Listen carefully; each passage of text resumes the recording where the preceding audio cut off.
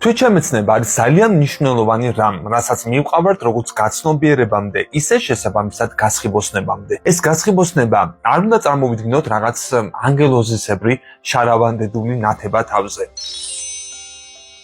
ეს არის ერთგვარი შინაგანი მდგომარეობა, როდესაც საკუთარ ეგოზე მაღლა დგები და ბევრ საკითხს რიგითი მოკვდავებისგან განსხვავებულად აღმატებულად და მაღალი შინაგანი ემოციური ინტელექტით აფასებ. ყველაფერ ცნობიერს გონებას მივაკუთვნებთ, ხოლო არაცნობიერს სულს. საკმარისი იქნება თუ მხოლოდ უხეშ ზღვარს გავავლებთ სულსა და გონებას შორის. აზრებს, გონებას დავუტოვებთ, გრძნობებს კი სულს. როცა ახტაცების, შთაგონების, დაფრთიანების შეგრძნება შეგიპყრობთ, ეს სულის შეგრძნებებია. მძიმე, დამთრგუნველი შეგრძნებები, ესეც ასევე სულის მდგომარეობებია. გონება თავიდან ბოლომდე ქანქარების ძალაუფლების ქვეშ იმყოფება და იმ წარმოდგენების და რწმენების, რომლებიც აქამდე ქანქარების მიერაა თავს მოხვეული. ეს იგივეა დაახლოებით როგორც ეგრეგორი. თავის ადგილს ამ სამყაროში ადამიანი შეცდომით განსაზღვრებს, ან მსახურის, ან ბატონის როლში. ტრანსერფინგის თვალსაზრისით არც ერთი ეს პოზიცია მართალი არაა. ადამიანი არის არაფერი. იგი მხოლოდ წვეთია, რომელიც წამით მოწყდა ოკეანეს. წყლის ცალკეულ ნაწილაკს სხვადასხვა ფორმების მიღება შეუძლია. წვეთის, ფიფქის, ყინულის, ღრუბლის, ორთქლის.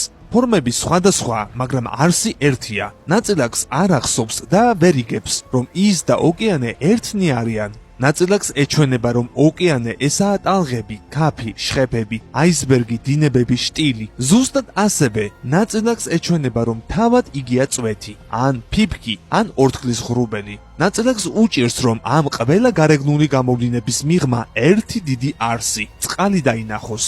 რაღაც ნაცნობია, მაგრამ არამკაფიო და მოუხელთებელია. ბიბლიური ტექსტები ამ საკითხთან დაკავშირებით ჭეშმარიტებებს შეიცავენ, რომლებიც გონების აღნიშვნებითაა დამახინჯებული. მტკიცება, რომ ღმერთმა ადამიანი თავის სახედ და ხატად შექმნა, ჭეშმარიტია, მაგრამ ეს როგორც წესი დამახინჯებულად აღიქმება. ღმერთს ნებისმიერი ფორმის მიღება შეუძლია, მაგრამ მისი არსი იმაში არაა, რომ თავი, ორი ხელი და ორი ფეხი აქვს.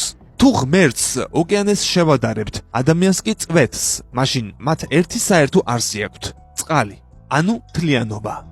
ადამიანები, რომლებიც სიკვდილის სიცოცხლის ზღვარზე იყვნენ, ამბობენ, რომ სული ენით აღუწერელ სიმშვიდეს და ნეტარებას განიცდის კოსმოსთან, თავისი ერთიანობის შეგრძნებისგან. წვეთი ოკეანეს დაუბრუნდა და მას თავისი ჭეშმარიტი არსების შეგრძნებაც ეწვია. იგი იმავე სუბსტანციისგან შედგება, რისგანაც ოკეანე. ენერგიის მთელი ენერგია წვეთში გადის. გამოიწერე კოდის YouTube არხი. ნახე უამრავი საინტერესო ვიდეო სხვადასხვა თემაზე.